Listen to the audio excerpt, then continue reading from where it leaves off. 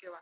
And I would like to stress that this research has 3 contributors, and since this is a joint effort, we decided to present it collectively, Anastasia, Ivan, and me. So let me start, and after that, Anastasia and Ivan will join me. This research derived from the workshop Movie Theaters in Wartime that was organized by Tunis, Clara, Pavel, and Royal with the introductory lecture made by John Sedgwick. And during this workshop, researchers from different countries collected unified data on film programming of one city from the same period. At that time, we took only 3 cinema theaters in Moscow, and after that, after the collected that data was counted according to PopStat, we compare our data with the other cities. At that workshop, it was a great surprise to know that in World War II Moscow, the American film, The Three Musketeers, had the highest PopStat index. This fact raised several questions. Was this massive exhibition of The Three Musketeers caused by the directive from above? Or does it indicate the popularity of the film among Soviet audiences? If the number of screenings days was set by the Soviet administration, what can this fact tell us about the cultural policy of the Soviet Union in those years? And in contrast, if we are talking about the choice of film viewers, can we argue that the Soviet distributional system in a planned economy was hybrid in its nature, adopting the practices of the market economy? Oh, sorry. So these questions encourage us to continue our research. And last year, we received financial support from the Hydro School of Economics and started our research project. We increase the number of cinemas. Here we were collecting data based on all cinemas in Moscow, and we expanded the period. But before we will move to our research, my colleagues present some explanatory remarks on PopStat and its application to the Soviet context.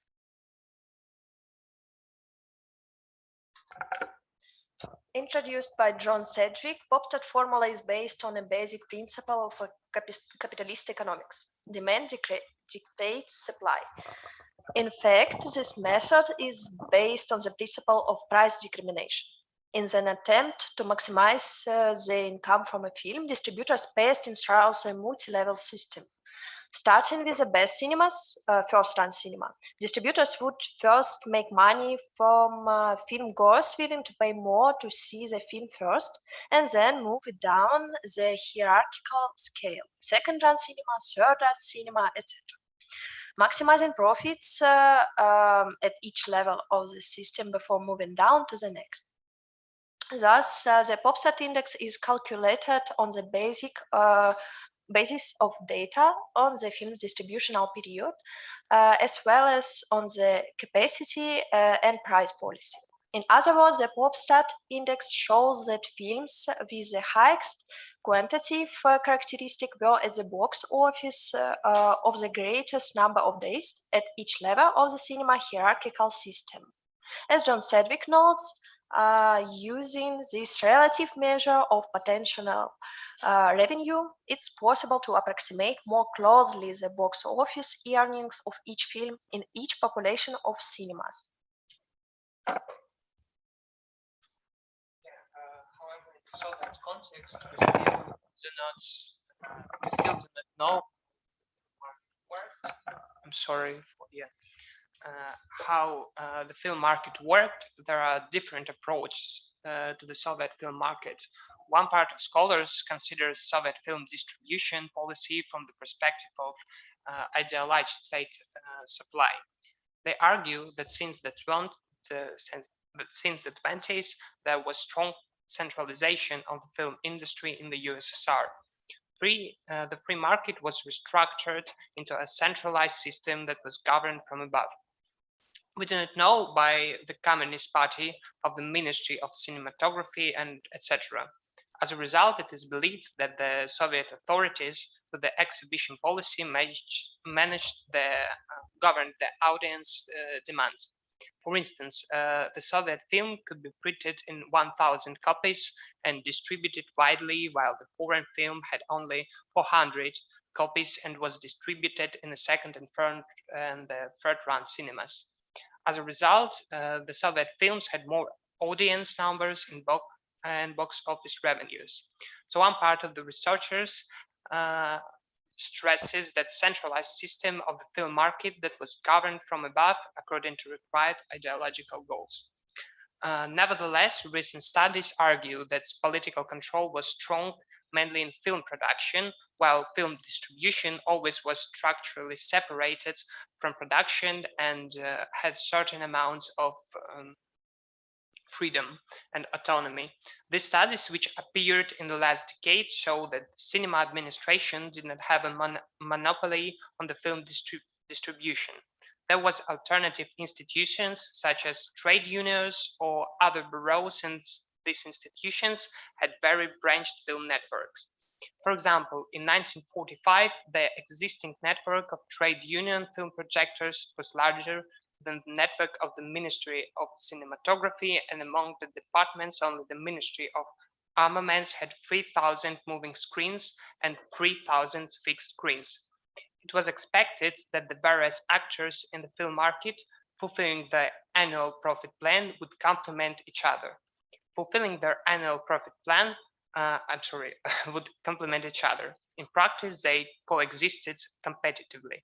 In fact, cinemas remained decentralized, had their own objectives. Because of this dispersed branch structure, the party and the government had not gained power and distributional system and could not dictate to cinemas what to exhibit. Moreover, in the first post-war decade is a very very interesting period in Soviet film distribution. That is one of the main reasons why we chose this period for our research. In 1945, the Soviet troops discovered the state German film archive and transported the major part of German film collections to the Soviet Union. In 1946, selected movies from these collections were launched on the Soviet screens to make a profit and to rebuild an industry after the war. Almost all of these screened films were entertaining genres such as comedy, musicals, etc. Most part of them were German, produced under Third Reich, and American. To the Soviet public, these movies were presented as so-called spoils of war or trophy films. On the screen, you could see the correlation between trophy films, Soviet movies, and other foreign films in Soviet distribution. The blue line indicates trophy films. As again, you could see the peak of trophy films distribution is in 1948 and 1949. Almost 70 films were released in these years, and most of them were German movies. So we were interested in these years and in this tension between ideology and profit. On the one hand, Soviet distributors aimed to make a profit by exhibiting, projecting these foreign movies. On the other hand, they should follow an ideological line that opposed Western culture under the Cold War. The very introduction of these foreign films shows the predominance of commercial logic over ideological logic. And these tensions between ideology and commerce are the subject of interest for us. That is why we decided to look at this period to know what was the policy of film distributors and distributions, as well as to understand what Popstat means in the Soviet context. Does it reflect the viewers' choices or the policy planned from above?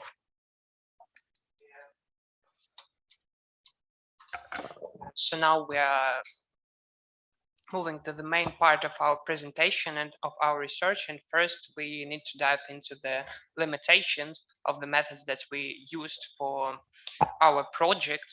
So during our research, we limited we limited our chronological frame between 1947 and 1950, as the focus of our research was on trophy film distribution between these two dates, when the large body of trophy movies from Nazi Germany were exhibited on the Soviet screens. Yeah, and so we also decided to limit only have limitations between these two dates because of our like of a human factor that we were able physically collect data only between these 2 days, so for these 4 years.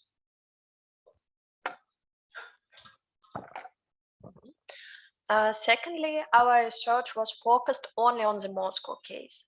This Moscow-centered case was due to the availability of the sources, both archival and non-archival. We collected screening days based on film programmings published in Вечерняя Москва. This daily newspaper was digitalized and put on the website with open access. So in general, we collected data from 1,220 issues. The second part of our archival data research was also available since we are based in Moscow. It was easy for us to make research on Moscow City because we easily had an access to the sources. Thirdly, as we told before, there were 3 different film networks, so-called state cinemas, which are the cinemas that belong to the Ministry of Cinematography, trade unions clubs, and clubs covered by other ministers. In our research, we focused only on state cinema theaters and did not consider clubs and other units of projections. This limitation was since the Moscow cinemas repertoire is published in the daily Вечерняя Москва, while the film programming of clubs is a blank spot in modern historiography and is unavailable for us. Besides collecting screening days, we also completed our research with data on Moscow cinemas, capacity, cinemas class, ticket price, number of screenings, discovered in Moscow Central State Archive. We should also add a few words about the cinema park in Moscow. In different years, the number of cinema changed, but in total, there were 54 cinema theaters in Moscow. In most of them, in some years, 24 cinema theaters were premiered cinemas, and the second-run cinemas counted 20 cinemas. There were also 5 third-run cinemas and 4 specialized cinema theaters which showed documentaries, stereo films, and old Soviet movies. Yeah, despite the fact that we have chosen only one cinema network, we also consider state and stationary cinema theaters. These cinemas were also governed by different institutions. Moscow distributional department supervised the majority part of cinema theaters, approximately 48, 49 cinema theaters. 3 cinemas were under the Ministry of Cinematography supervision. One could say they had union status. 1 cinema had the status of Republican cinema, and 1 cinema worked as a theater, but sometimes distributed the movies. So it was ruled by the Ministry of Arts. What does this mean to us? To discover their annual reports, we had to refer to different archives. So now we move to the results and the conclusions. The results were also very surprising. In the archives, we really found the document. Oh, sorry. About the results on the screen, you could see the results. Just a second. There are the highest Popstat films, the first 20 Popstat films collected by the year, 1947, 1948, 49, 50, and for whole 4-year periods. And also you could see that the foreign movies are marked by rose color. So in different years, as you could see, the number of foreign movies were grown, I don't know, raised from year to year. Okay, so these movies were distributed in the best cinema theaters and more widely than other movies. And what do these results mean? To understand it, we juxtapose these results now with the annual reports and explanatory comments of film exhibitors discovered in the Moscow City Archive. In the archives, we really found the documents indicating the governmental control. I mean, we can see that by the number of the printed copies and screenings number, the Bolsheviks were aimed to control the film distribution. Ivan talked about totalitarian and revisionist approach in Soviet studies. So I think that the scholars from totalitarian school worked with these archival documents. That is why they were writing about governmental regulation of the Soviet film market. But when we compared this data with the real practices of film distributors, we revealed that the mismatch between exhibitional practices and governmental directives. So when we traced film programming in Moscow day by day, nobody did it before. So we found out that film distributors have not always followed the governmental directive. I give you one example.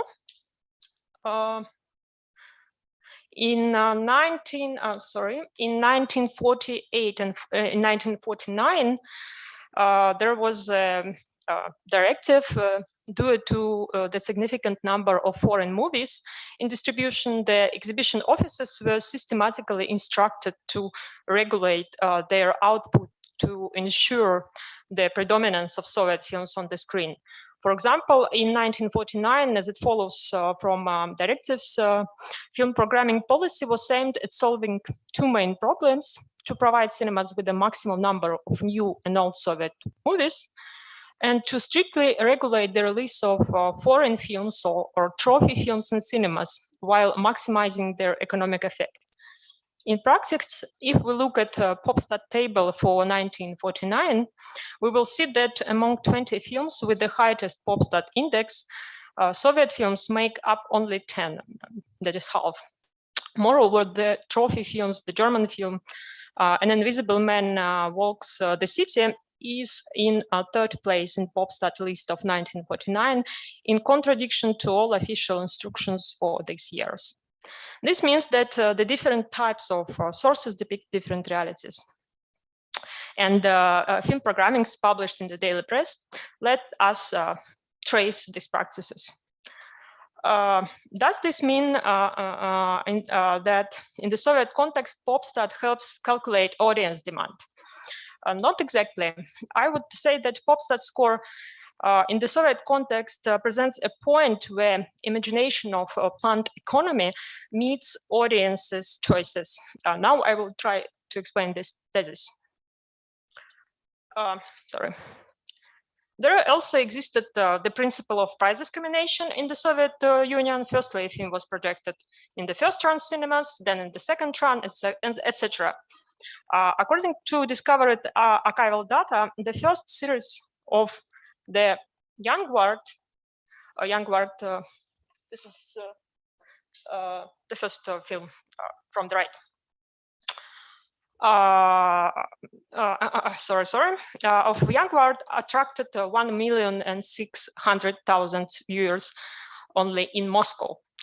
The number of viewers of Tale of the Siberian Land, which is in the first place on the list, is a little bit lower. It counts to 1,437,000, and the Distant Bride in the middle, which was in the second place of the Popstat list, but this movie attracted only a little more than 1 million.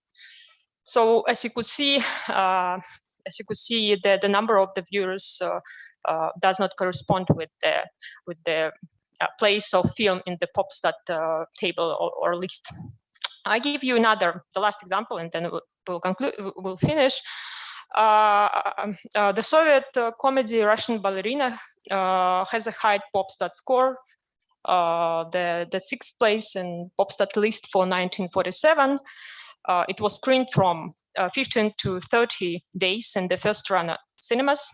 But as follows from the report, this movie could not attract viewers to cinema. So again, when comparing Popstat results with the annual reports, we see that the spreading of the films did not coincide with their popularity.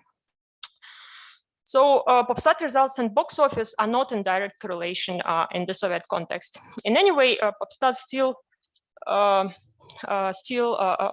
requires further comparison with Soviet film distribution statistic, but at first glance, it seems like there was some directive aimed to regulate and ideologize film programming, but film distributors looked at current situation. Sometimes they followed official directives, sometimes they invented their own practices. That is why I would say that a Popstat score in the Soviet context presents a point where the imagination of a planned economy meets audience choices. Thank you for your attention.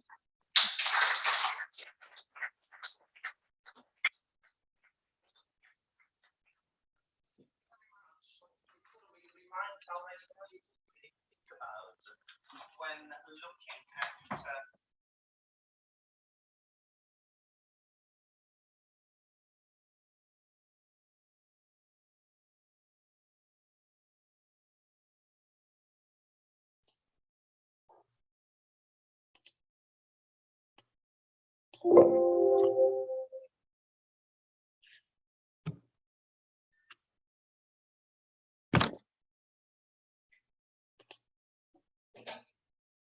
exhibition patterns and also Polish data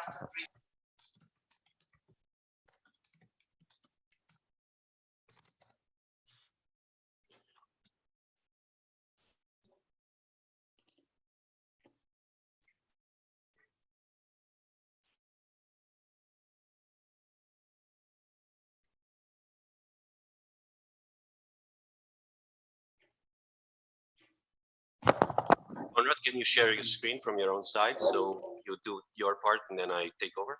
Hello to you all. Unfortunately, I cannot because it says that this option is disabled by the organizers. Okay, then I will turn the slides for.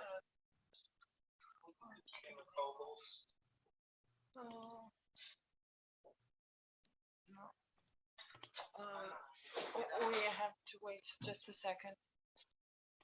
Okay.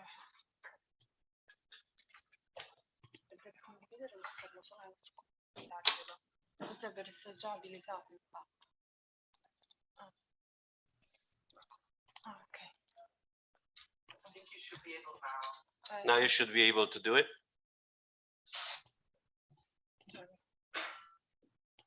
Can you hear me? Yes, I can. And please check whether you can see anything. Yeah, we can see it. Yeah. If you want to just increase it to full screen, or I prefer. Okay, maybe. Can you see the slides changing? Yes, you can. Now it's good. Now it's good. Okay.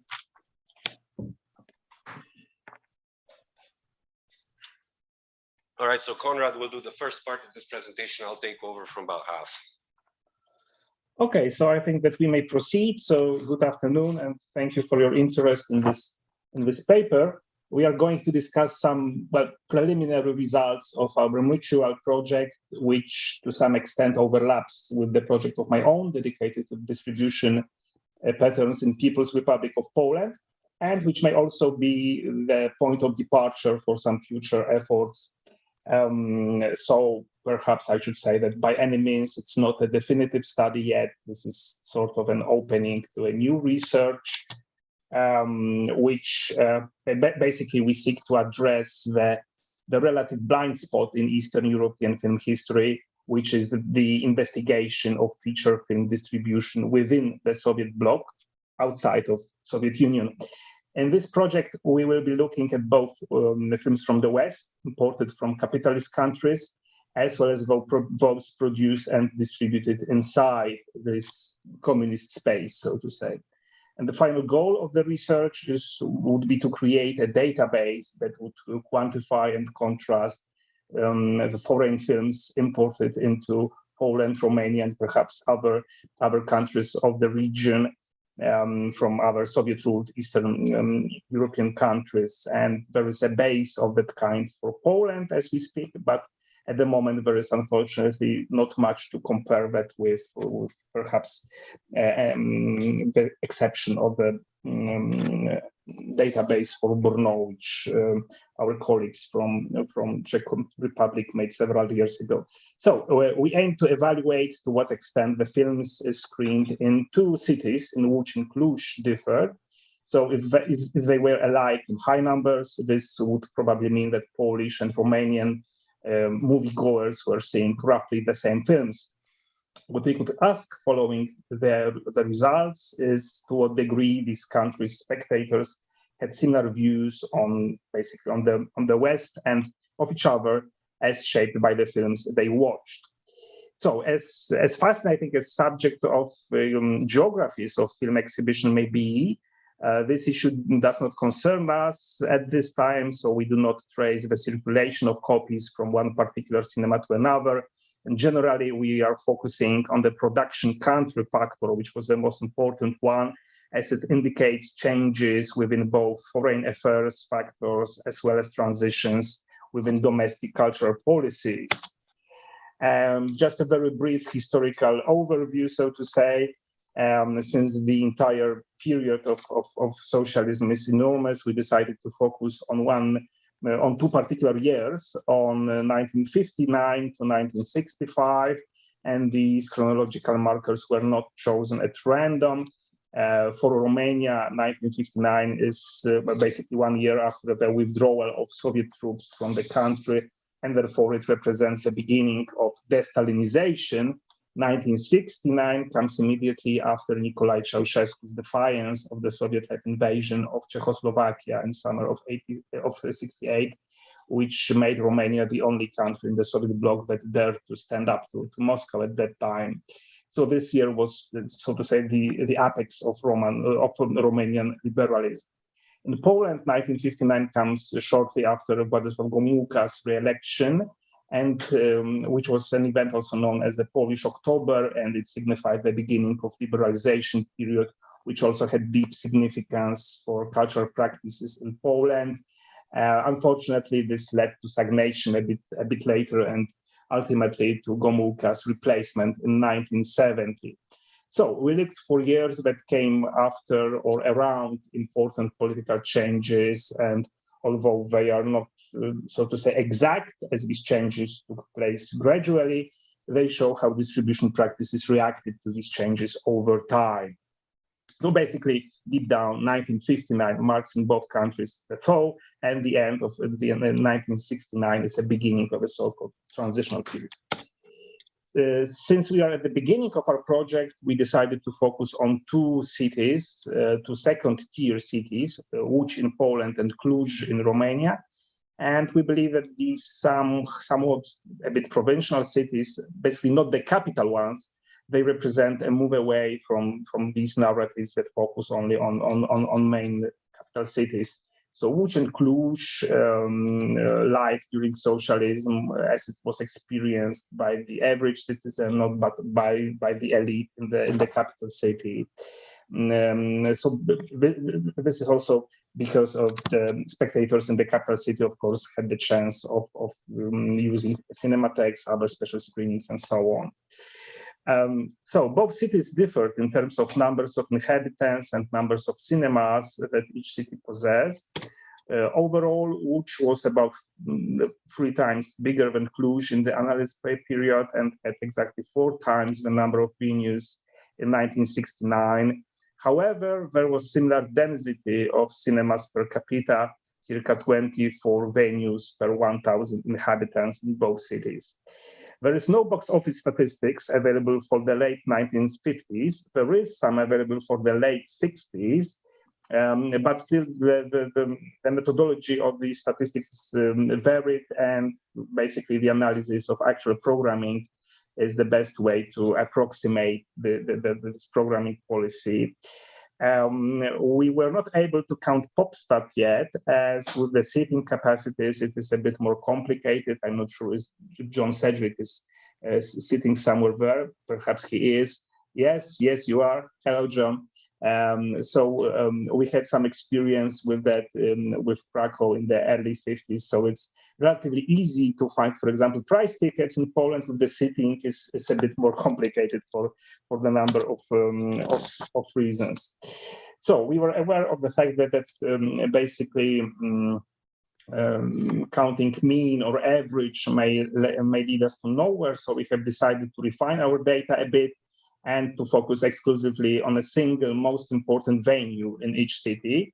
In Cluj, in 1957, it was Progressul Cinema, which later has been demolished, and as a result, the other most important cinema became newly constructed Republika Cinema with 1,100 seats. In Łódź, for the whole period, the most important venue was Bałtyk Cinema with circa 800 seats. It was considered one of the best cinemas in Poland in terms of the technical equipment. For example, it was the second cinema in Poland that was allowed to have 70 wide format projectors. So one more word about methodology. We have gathered data from dailies in Łódź from Dziennik Łódzki, which issued 6 numbers of weeks and came out on day-to-day basis, and from the Romanian daily Faklia, which was the biggest in Cluj, also 6 times a week.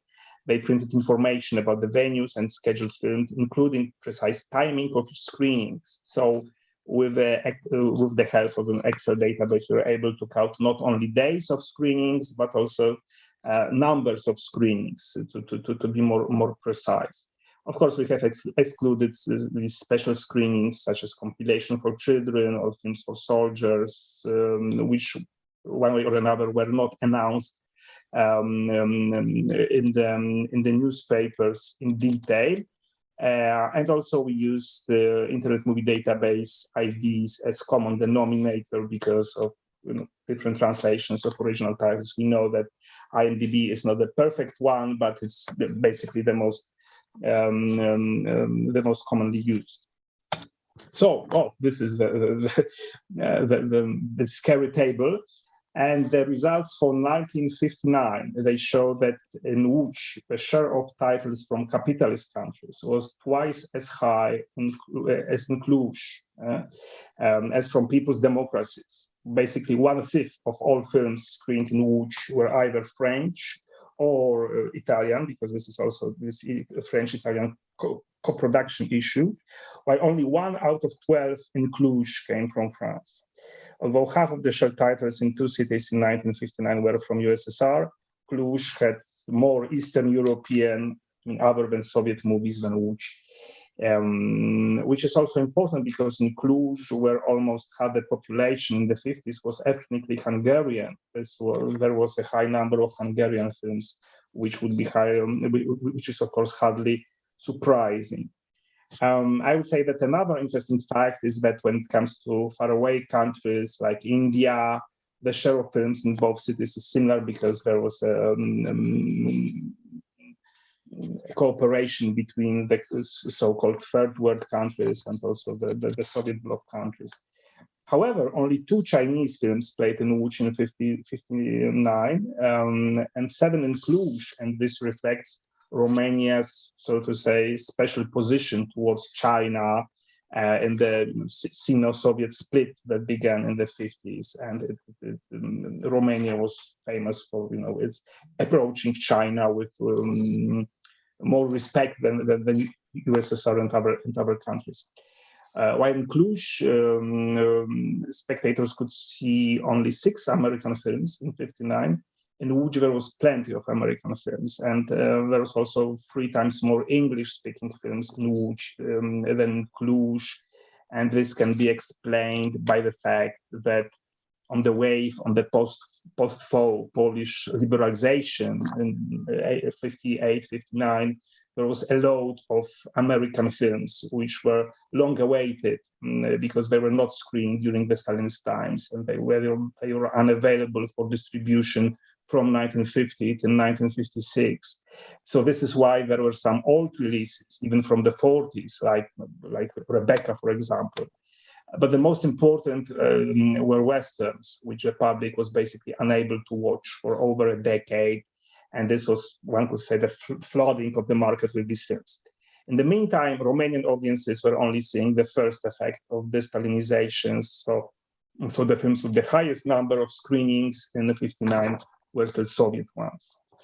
However, if we take a closer look at the most important venue in Cluj, you will see that the Soviet films were not amongst these with the highest number of screenings.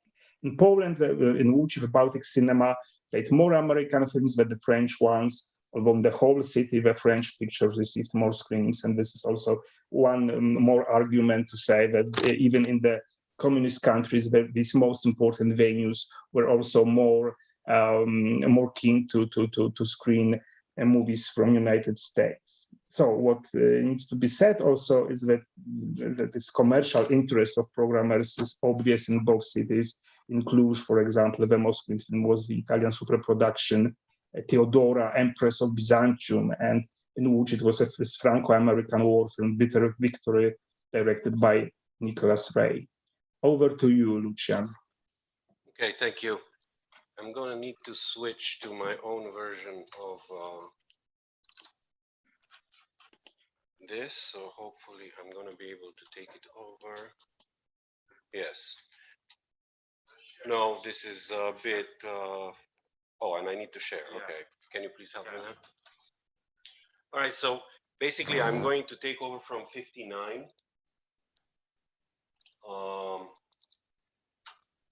As Conrad was just saying, this is the sort of general picture of the films available in Łódź at a time, so we can see this more American, Western European flavor to it, the Roman holiday, the American Westerns, and I think this is from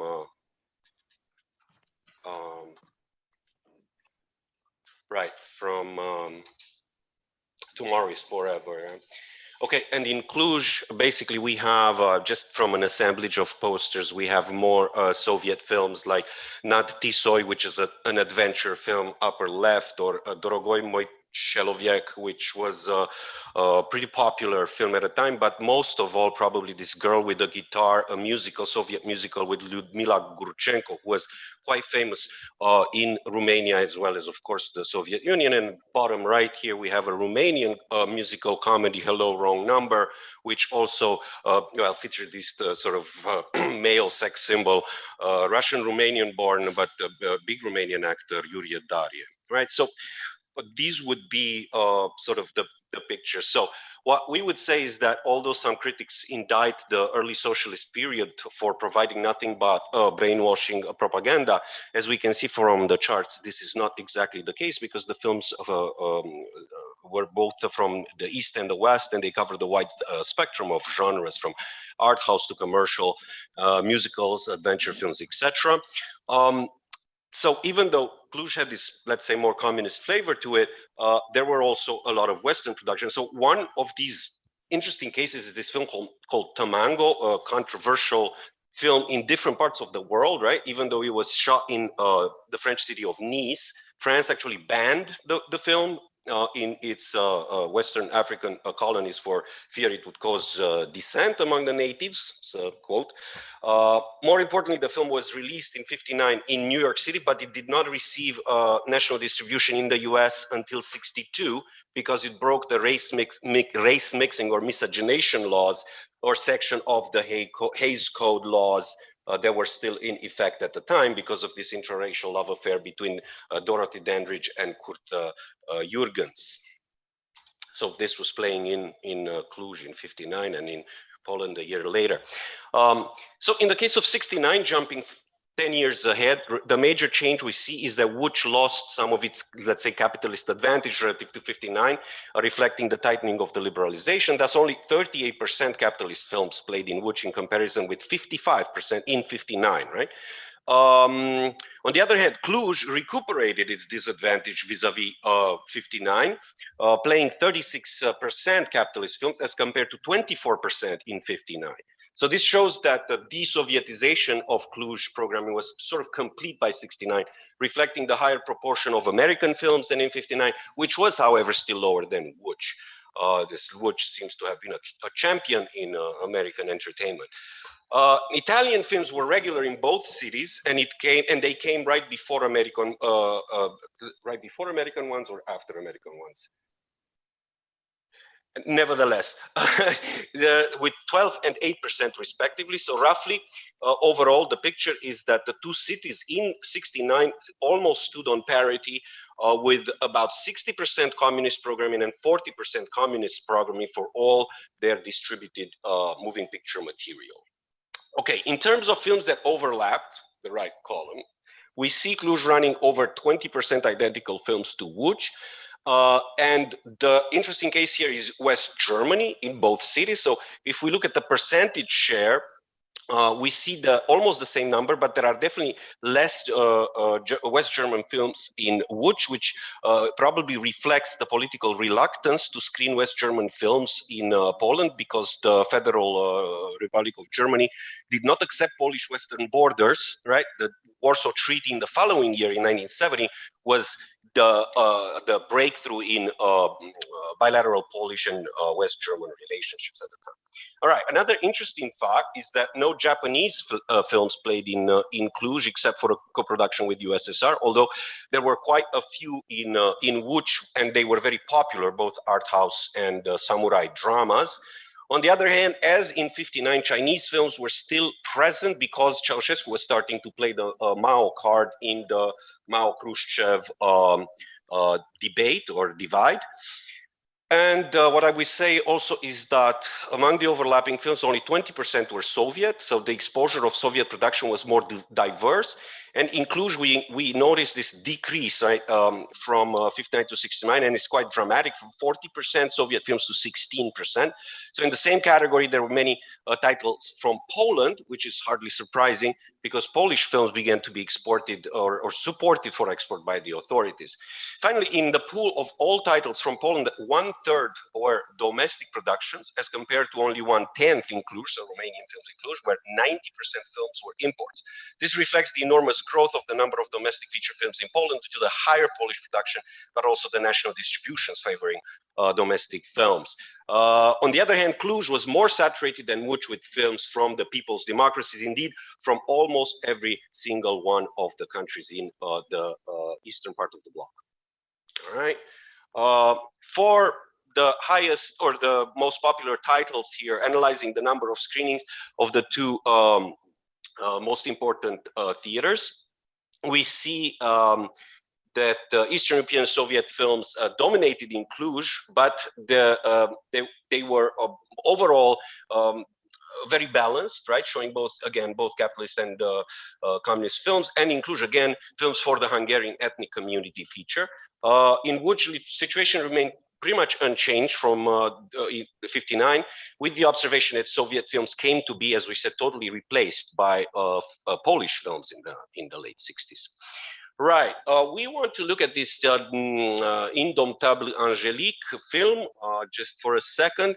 Well, before that, let me just go to this. So the commercial interest is clear, right? In 69, we see that profit becomes an important factor, and this is proven by the presence of Cleopatra, the American Italico production, but also West German spaghetti and Hollywood westerns, right? So the Carl May adaptations, Sergio Leone, and the Hollywood, right? But this is an interesting case, this French film, Untamable Angélique, which is the fourth instance of a franchise featuring sort of a proto-Emmanuel pseudo sexploitation adventure series, which was made by France, Italy, and West Germany, directed by Bernard Borderie. And the film actually overlaps in both cities, which again goes to show that by late 60s, commercial pursuits were replaced sort of the communist goals. And you can see here the way they were marketed, right? The middle is the Western poster, and then we have the left is the Romanian, and the right is the Polish one. So a little bit of cosmeticizing for communists. So basically, in conclusion, the results allow us to hypothesize that film imports from Western Europe and the US in both Poland and Romania counterbalanced imports from the Soviet Union, and particularly during the thaw. And this goes to show that it's kind of time to move beyond this monolithic, stereotypic, typical understanding of the communist bloc intra-relations, right, during the socialist period. As plans for the future, we'd like to further research not only the quantity, but also the genres of capitalist and communist films distributed, so as to deepen our understanding of the relationship between entertainment and propaganda. So without claiming that Poland and Romania are necessarily representative of the larger Eastern European space, although they could be, we hope that this research will act as a road opener for future forays. And for this reason, if we're able to find financial backup, would like to extend the database for at least several years in between 59 and 69. So in this way, we'll be able to look up all foreign films in Romania at the time and compare them to the Polish ones. Would also like at some point to compare Romanian and Polish programming to Western programming in the same years, to programming in Western Europe in the same years. More importantly, we plan to dive into the archives, both local and national, in order to find additional material. So as a fun fact, a couple of days ago, we discovered a collection of minutes from these multi-state biannual conventions in Eastern Europe, in which representatives from different countries of the Eastern Bloc exchanged insights and differences regarding film imports and cinema programming in different countries of the bloc. Right, so the types of the findings will further expand our understanding of distribution practices, but also the way in which the supply of Western movies influence Eastern European imaginary communities, to use an Anderson sort of expression, and in the way in which these communities were shaped by the movies, and how this influenced their view of each other and the West. Thank you very much for your attention. Thank you, Conrad.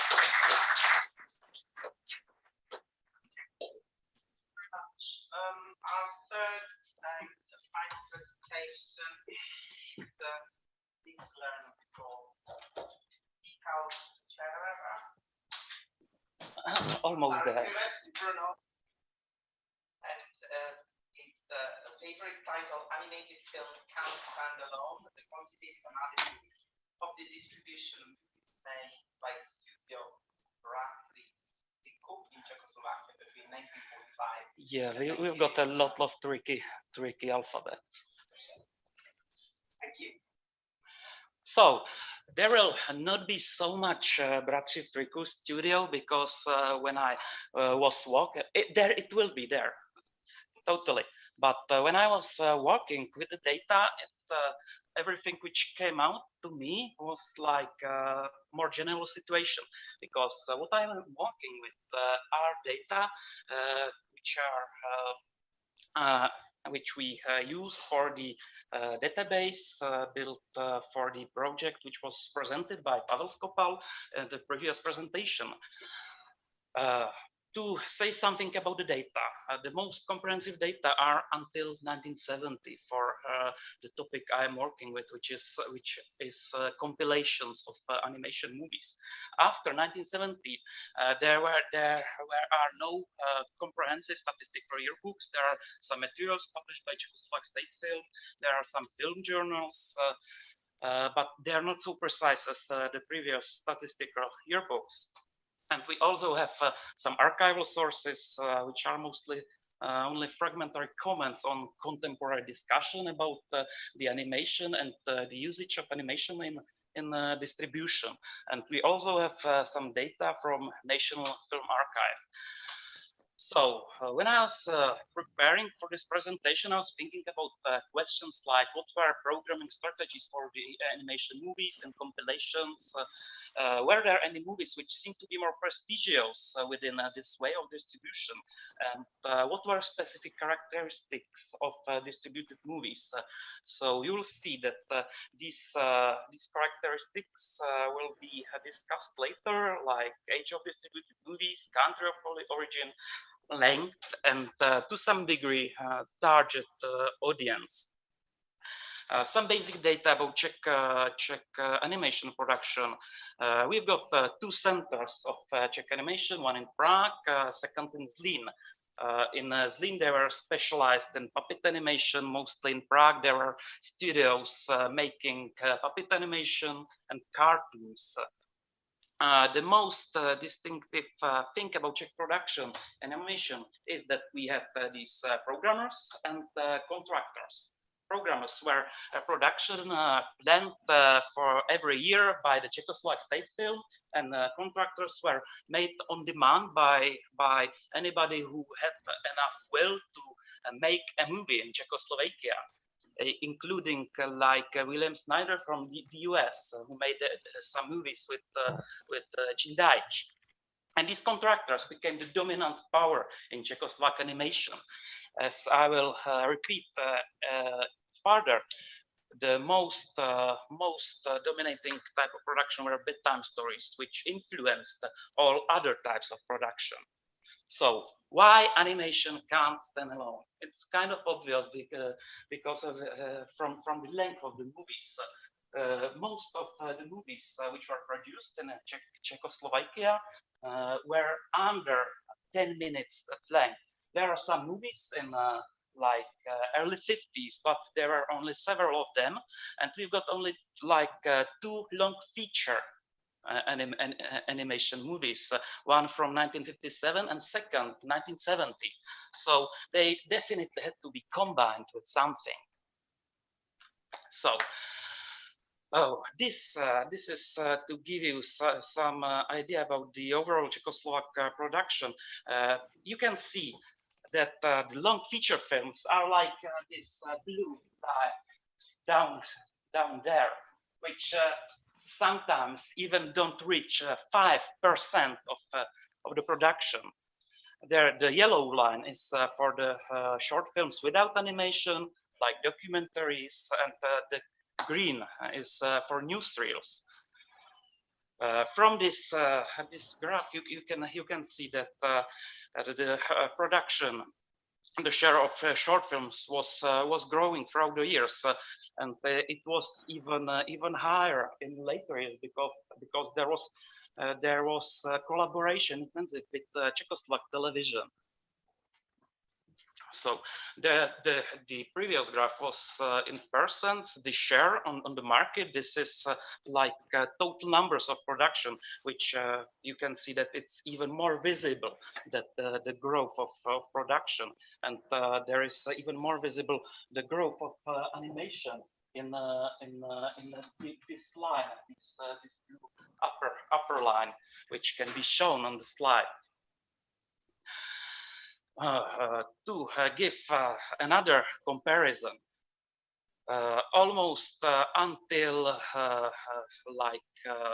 half of 60s, the amount of titles produced as long feature films and animation were almost the same. The late 60s are influenced by the collaboration with Czechoslovak television, because we had these bedtime stories, which were the most intensively produced type of production. So the production of short films like bedtime stories started in the end of 1960s. There is a guy who introduces every bedtime stories, and this I would think that these bedtime stories changed the way or the characteristics of productions, because before that there was no need for animation to fit in a TV program. After that, some of the movies were changed because they were considered to be good for the TV shows, because these were programs supposed to be seen by children. So actually, bedtime stories are probably the only type of animation production which could stand alone. Oh, we had also some tradition of short film distribution, and I would say there were like several separated to some degree independent distribution circuits. It was cinema distribution, film festivals, and as I mentioned, television.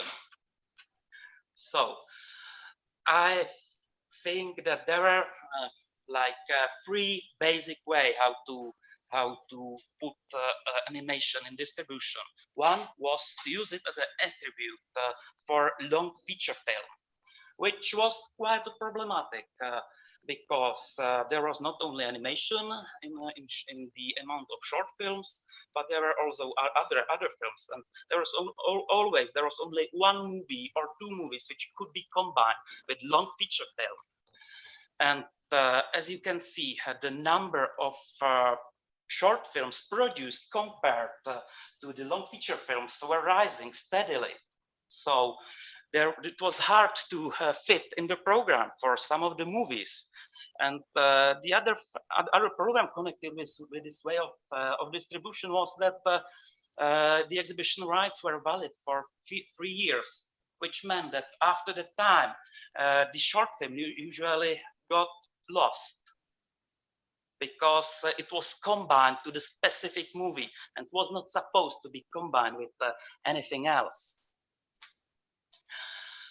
The other way of distribution of short movies was putting them in composed programs and compilations, where we had actually specialized cinema circuits for distributing short films like Cinema Čas, which was earlier Kino Apollo, One Pause, which screened in I don't know the word in English, but it was non-stop program with some amount of titles which were repeating again.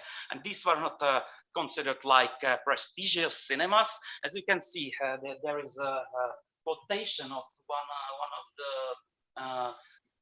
of the interviews made with the spectators of these cinemas, which said the cinema attendance generally increased with the sudden weather change, because the cinema was located near the railway station. So people rather spend the time in cinema than waiting waiting outside. This Cinema Čas circuit ended operations in 1967, but was replaced by another circuit called Nonstop 60, which the title gives you the impression what was the program like. Oh. This is a graph which wanted to show the changes within the length of the compilations which were distributed. The blue line is supposed to be connected with the left side of the slide. It means length in minutes. So mostly these compilations which were in cinema distribution were about 65 minutes long, which is similar to the tradition of Cinema Čas and Cinema Apollo. The orange line was supposed to show the number of compilations which included the animation. That there's nothing general to say about it because it's changing through the time so from 0 to 20.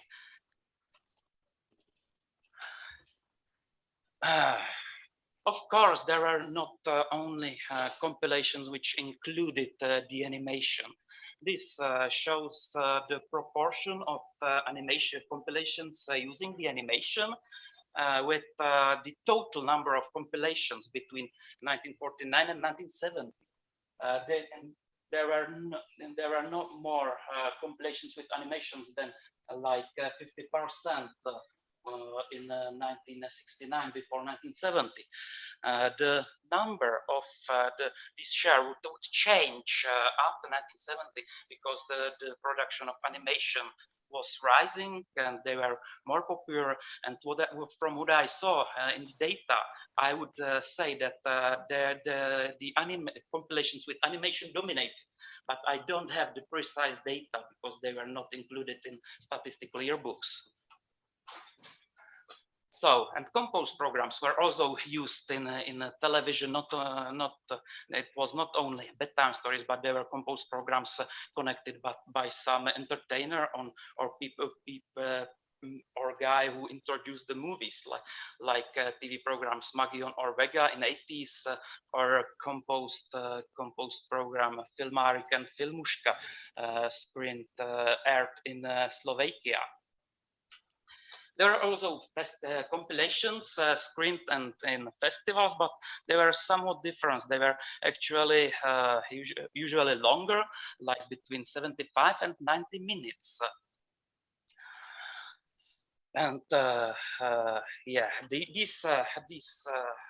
I would say also that these compilations for festivals were from the beginning used like retrospectives, like they were based on some special topic, the person, the genre, type of production.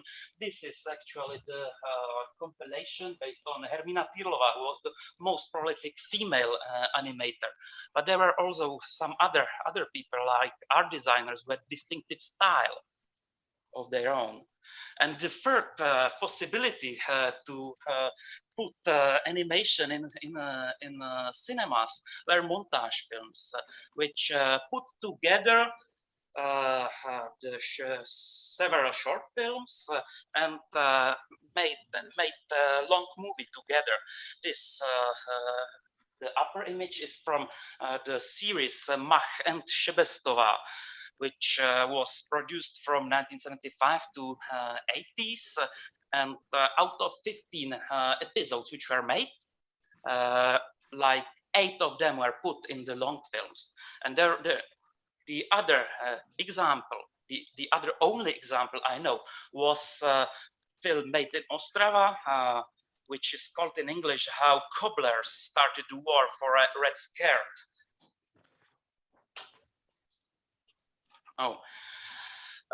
Even the Czechoslovak state film organization knew that there are some problems with distribution of short films. There are the actual document I found from 1964 told that there was lack of cinemas specialized in screening short films. There was shortage of employees in the distribution organization. So it means that there was only like one guy or two guys who were programming or scheduling the compilation. So this guy would have to know all short movies to put them properly in the compilations. And some of the combinations were not received were in a positive way. In some cases, there were comments that these combinations did not make any sense. It's connected with the low quality programs issues. The document proposed some solutions which did not appear later, like realistics, like advertising films as long features, which were prestigious, advertising prestigious premieres, finding prestigious time slots, because before that these short films were screened usually in the afternoon or in the morning to ensure that kids could come. There should be some note that tickets or ticket price should note that the visit of these short movies were exclusive. They were supposed to be produced or published special catalog, but the only thing which worked was the collaboration with TV, because there was the demand for the short movies. This is the case of the Mole series, which I like because it's a good case of how this collaboration with TV can change the actual production. It started in 50s in 1957 with the movie How Mole Got His Trousers, which was actually about the production of trousers. Propagation movie, like 15 minutes long. And the second movie with the mole was made in 1963, and it was more than 20 minutes long, which is not the standard, which was common later, when in the 70s and 80s, there was a big co-production project with Westdeutscher Rundfunk from the West Germany, from which made the curtain from the programmer to the contractor. So it became made on demand, and it became shorter. So some of the movies which were produced during this era could be even aired as a bedtime story. And in the 90s, there was again produced another series with Mole, which was aired only as a bedtime story.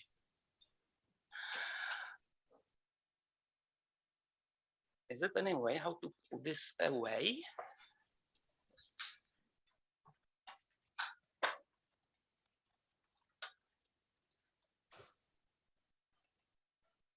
Thanks. Oh, this is I wanted to go back to the compilations with the animation, and this is the slide which shows the proportion of the animation and non-animation production in the individual compilations. Until 1970, there were not so many animation movies. There are also 2 years where there are no compilations including the animation. And the situation actually changed in later years when because in late 60s and early 70s there was a big breakthrough with those bedtime stories, so the amount of animation changed. The other thing I wanted to mention was the number of titles which were included in those compilations. This is a graph which shows data until 1970, and this orange part is for the overall number of titles. The gray one is only for the Czech titles in the compilation. So the the amount of Czech titles was most of the time about 1/2 of the compilation.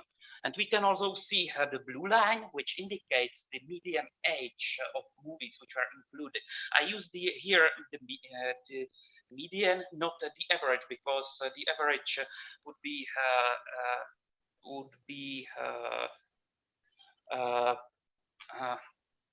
let's say screwed by some of the examples which were like much older than it was, and it would ruin the data.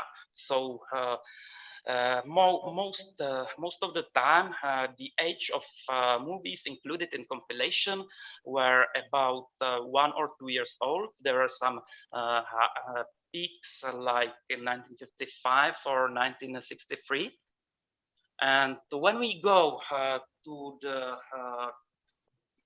next period from 1971 to 1989, we can see that the age of movies which were included grew.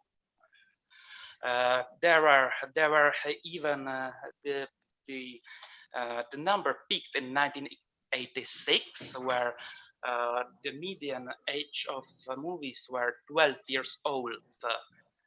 So this number grew from the late 70s until the end of the 80s.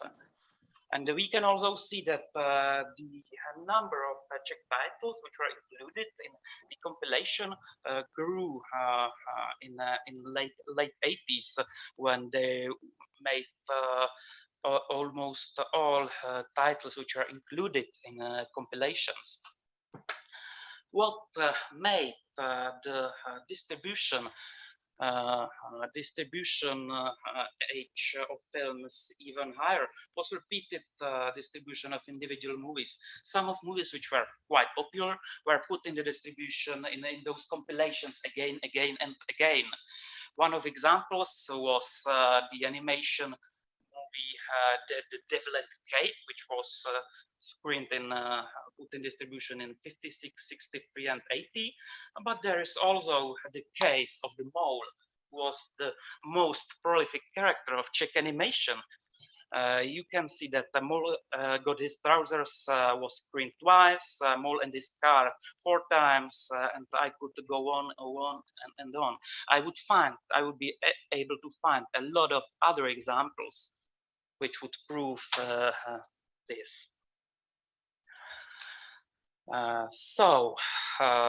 These older films which were introduced to distribution again were usually those which were most important films of Czech animation. Some of them were considered like distinctive because of their author or art designer. The art designer is actually the case of the compilation called Films Made by Matsourek, Born and Doubrava, because these 3 guys were guys who made Mach and Šebestova, who you could see before. And it was distinctive by this art design, and he made some other movies which were in the same style, so that these movies could be easily combined in one compilation.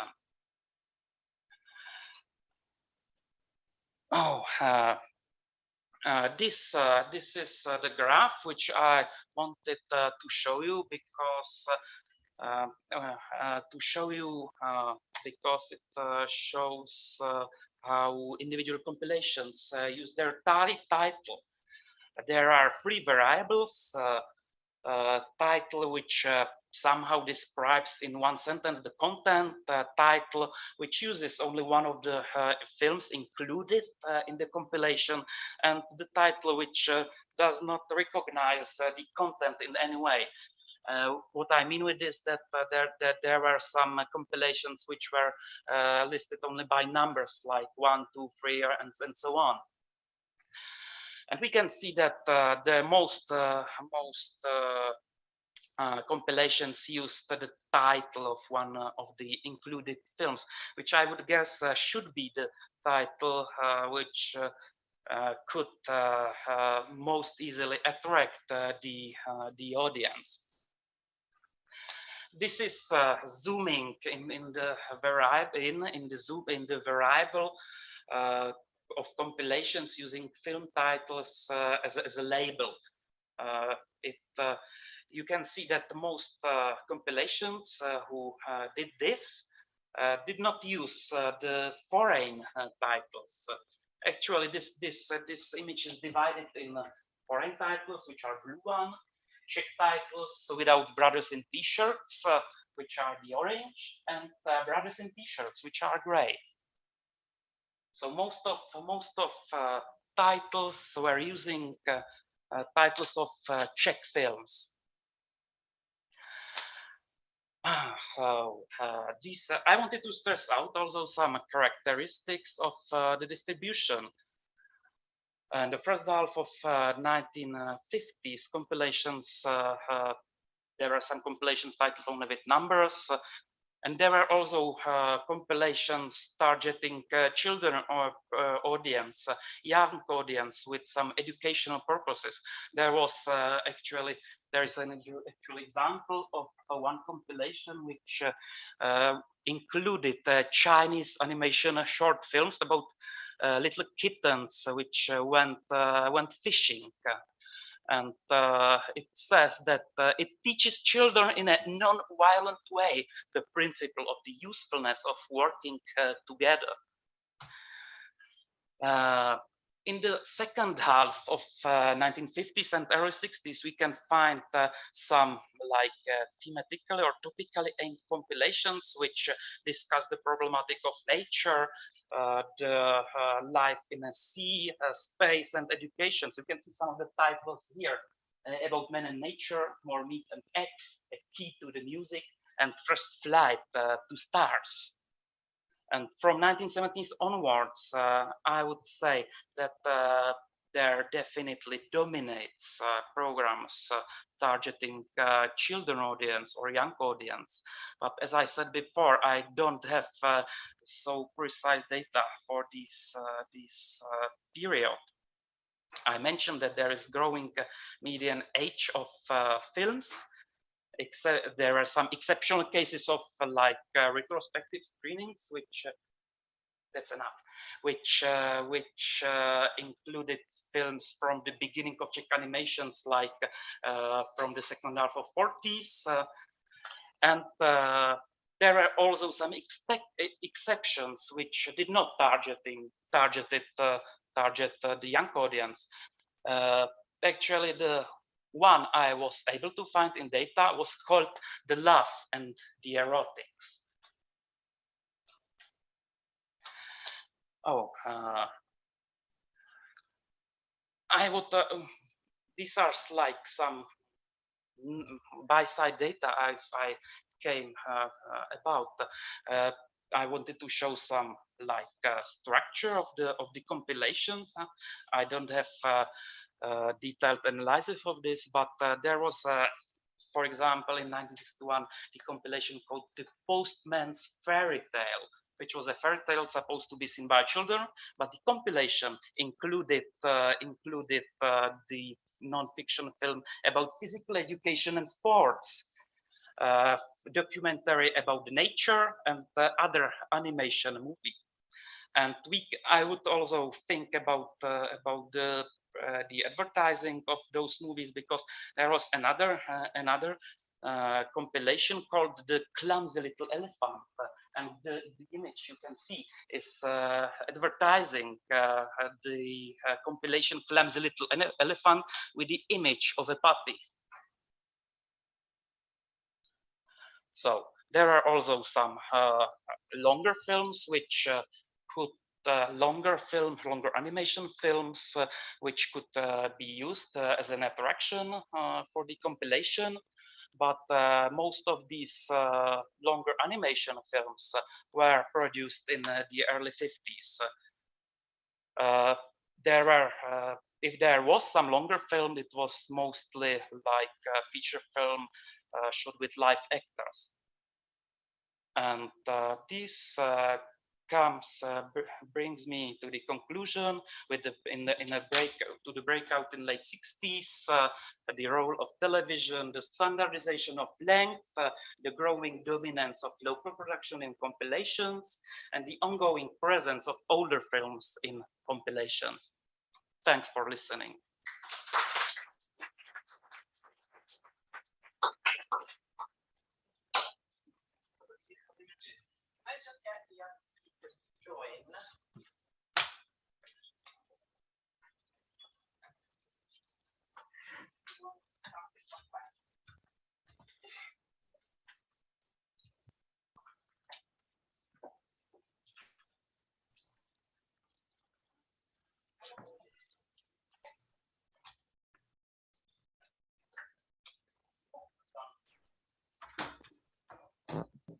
Really interesting, the first two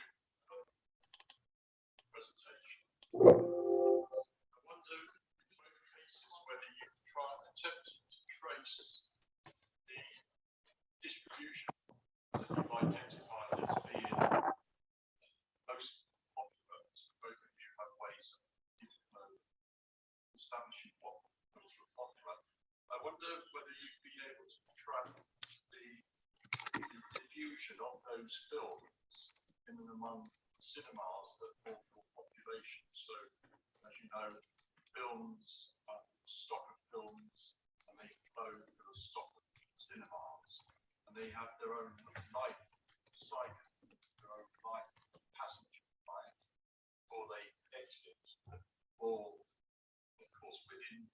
So behind the iron curtain, of course, they then reappear later because of the shortage of film. So there's a repeat period. And does that tell you anything about? That tells you something about the cinemas at which these films appeared. And do you learn things like there are certain cinemas that play, for instance, trophy films exclusively for, the case of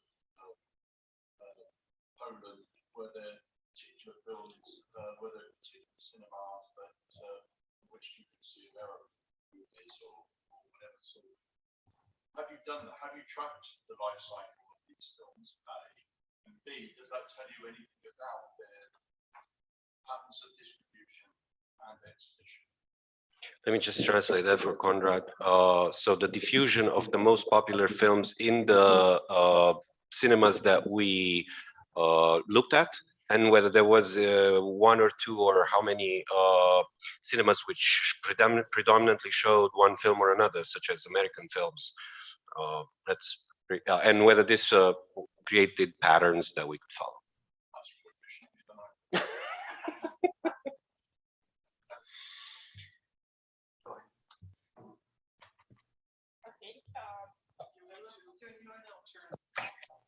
Okay, now thank you for your question. With regards to the life cycles, we're in the middle of our research, but it was the next step we would like to take because the next step we in the following months, we would like to look at the patterns of the cinema theaters from the one side. On the one hand, I mean, what was the policy of each cinema theater in Moscow, for instance, because they also have their own policies, and this is very interesting to trace it. And on the other hand, we would like to trace the life cycles of the movies on the long chronological period. That's why now we expand our chronological period since 1946 to 1955. And now we are in the middle of collecting this data. And after that, we would like to trace both the cycles and patterns. And with regard to the trophy films, just lunch, I met with Tunis, and it was a great surprise when he told me that in Dutch there was the same case. Before that, I was thinking that the Soviet case is quite unique, and but Tunis told me there in the 50s in Dutch. German movies also were screened without copyright, just for profit. And I think the next step should be taken is probably a comparative approach, but the archival sources are in Dutch language, sorry. And I hope someone else could focus on this case. Thank you. Yeah, I would like to speak briefly. You asked about the life cycles of the like cult classic Soviet films, and they actually appeared very steadily. Sometimes they were shown in seconds and third types cinema movies. And I also wanted to share about the conclusions that our colleagues from Romania and Poland said about how movies circulated in the Soviet and socialistic bloc, and as we can say from our research and data collection, there is clear pattern that mainly the films from Czechoslovakia, Romania, or Bulgaria were mostly simulated in the Soviet box office. In some sense, that's maybe the film from Bulgaria or Czechoslovakia would be screened for like 5 to 10 days. Meanwhile, Soviet films and films from the Western Bloc were shown for like more than 30 days, for example, and it's very actually insightful. Insightful thing, and I wanted to share it. Yeah. It's okay. We did the same thing with Soviet films. No, I'm kidding. It's really interesting because in the 50s, Soviet films were actually genuinely popular. There were comedies and dramas and adventure films that were popular. In the 60s, because of the competition of Western cinema, they became less popular. But the funny thing is, as you saw, the number of Soviet films was higher, but starting to look at the number of screenings, they became lower and lower, and the number of Western films or screenings became higher. So they were kind of, at one point, they were paying lip service to Soviet films, but not really programming them as much. On the other hand, even in the 60s, films like, I don't know, Cranes Are Flying, and the ones that became part of the Soviet new wave were, again, genuinely popular. Ballad of a Soldier, etc., no doubt about it, huge popularity. So it's, yeah, again, with a grain of salt that we have to look at. Conrad, if you want to take John's question. As for John's question regarding the diffusion of films between different venues, no, we haven't done that in a systematic manner yet, at least, or we haven't done it in a manner that an economist would do, probably. But if we look at the data, we definitely see some patterns that are emerging. In general, the best cinemas, the first-class cinemas, were cinemas that screened American, French, Italian films, and not the Soviet ones, and definitely not Bulgarian, Romanian, and Hungarian, right? Because they were, so to say, third in a row, right? Of course, there is some sort of double thinking there, right? Because or double standards, right? Of course, the Soviet bloc cinemas, they stand as a, so to say, model standard for a progressive culture, right? And there are many documents that say that they should be privileged, and that the audience should be exposed to these kind of films. But in fact, the reality was that the audience, perhaps in Poland, didn't particularly like the Soviet films, not to mention Romanian and other films. The box office statistics that we have show clearly that there are basically only like 2 or 3 or 5 Soviet films that enter the top 20, so to say.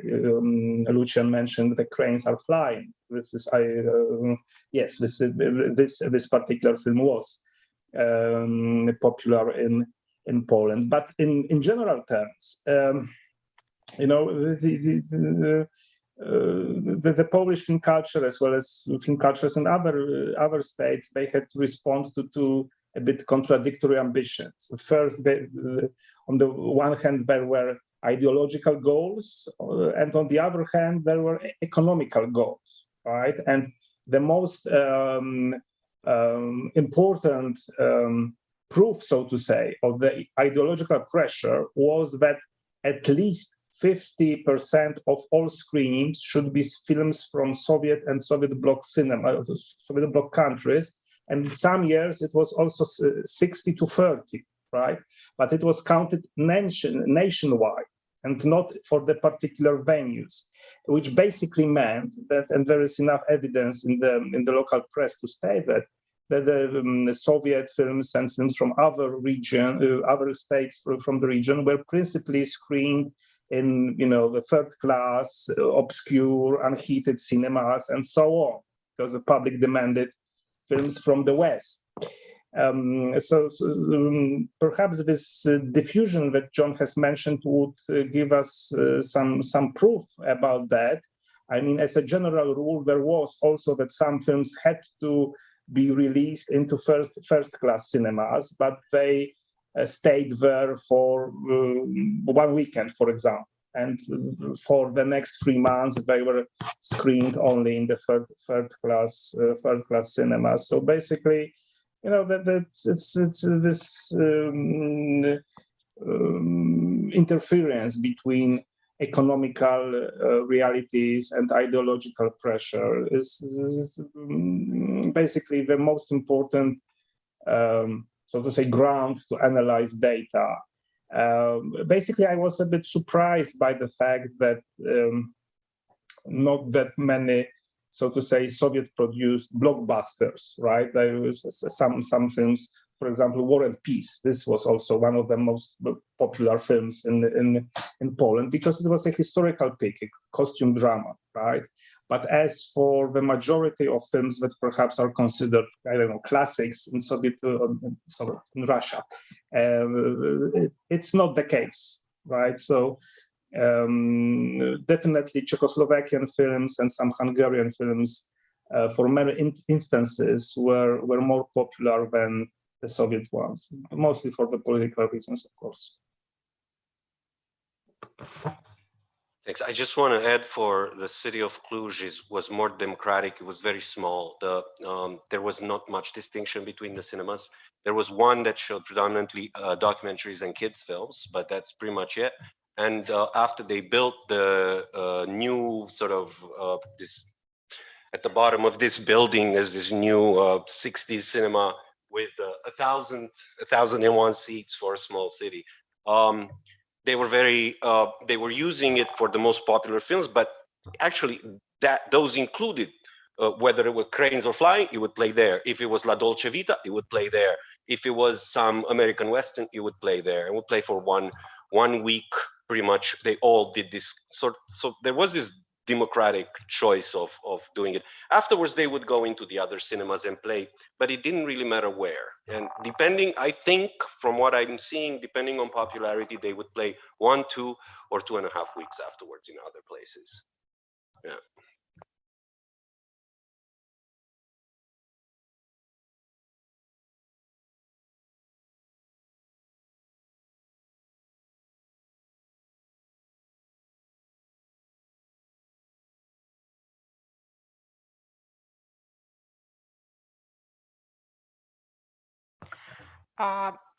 According to historiography, at least the scholars from totalitarian schools, they argued that the foreign movies, thank you for this question, because we didn't mention it in our presentation, because it was limited by the time. So the scholars from totalitarian schools, they really stress that foreign movies were screened in smaller cinema theaters with a short period, etc., etc. But when we were tracing the real practices based on film programming, we remarked that these movies did not differ a lot from the screening of the Soviet films. And in some years, even trophy films, at least in Moscow, were screened.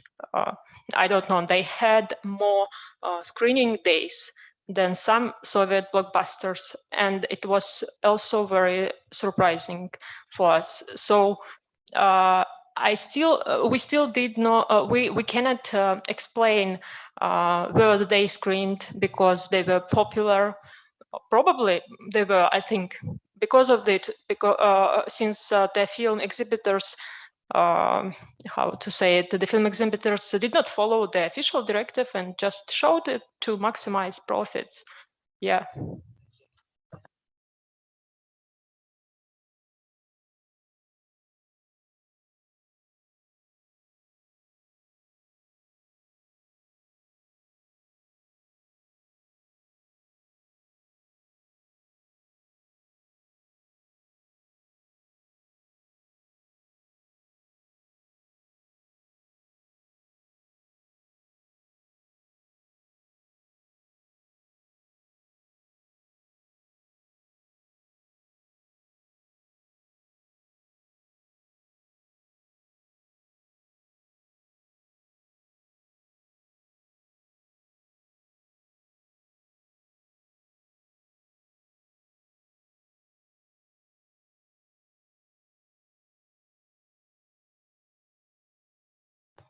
Thank you for your questions. Unfortunately, I could not answer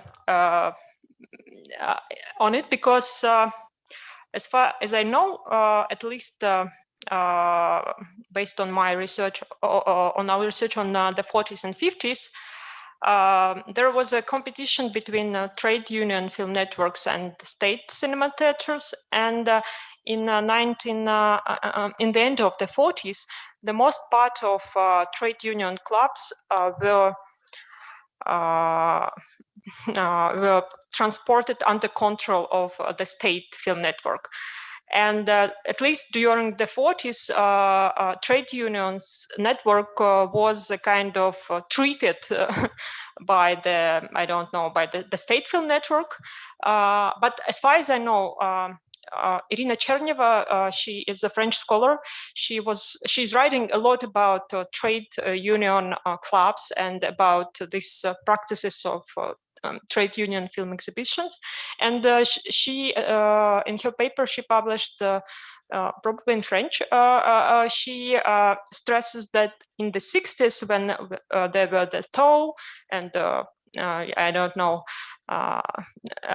there was a peak of collective collaboration, etc., in the Soviet Union.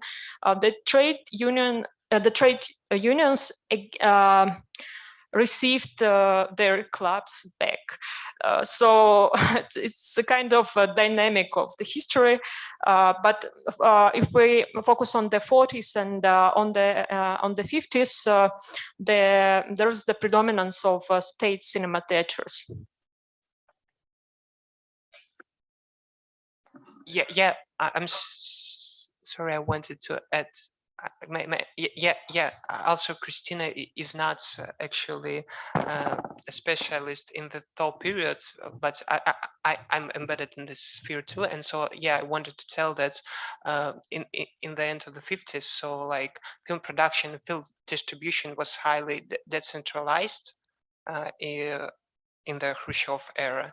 Yeah, and so there were like trade unions, and also there a very, I don't know, fascinating phenomenon of the film production and film exhibition among factory workers. For example, there was just a huge spark of just workers, I don't know, in Stalingrad making the film about how they building a dam, and they had their own like film exhibition conferences, and there were like prizes that were established in the Soviet Union. And it was also a very interesting feature of like how it was promoted in the Soviet papers. So it's like, yeah, there's like decentralization. Yeah, and also we haven't got like how in the trade unions where like films exhibited. Yeah, we might say that's like exhibition, independent exhibition, yeah, in clubs, for example. But we have like a lot of transcriptions about how people watch these films, and then how they discussed it. So it's maybe very fruitful sources, but like there is no statistics, of course, but it's very interesting in my opinion.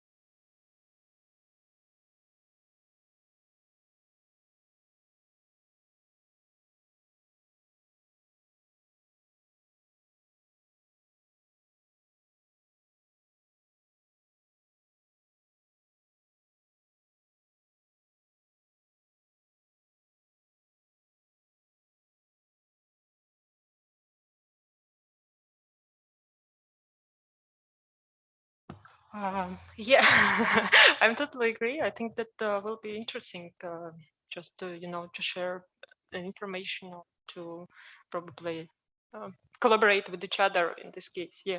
Thank you. Maybe I remembered one fun fact about trade unions, and I once saw the letter from the Soviet citizens in the Soviet newspaper, how it's almost you cannot create trade union and like film and exhibit films by yourself, because even if you had money, you collect enough money to buy, I don't know, camera, automobile, like car for your for the organizational process. You cannot actually buy it in the Soviet Union because of the like type of economy. And this actually not also the question of how film production was restricted by the authorities from above, but of just limitation and under administration of the Soviet Union. So it's like, so we try not to promote here about to give up Yeti model, how it called in Sovietology, totalitarian model. So it's not about the state that banned everything, but it's just like sometimes just impossibility of doing something to various reasons that need to be digested more thoroughly. Yeah.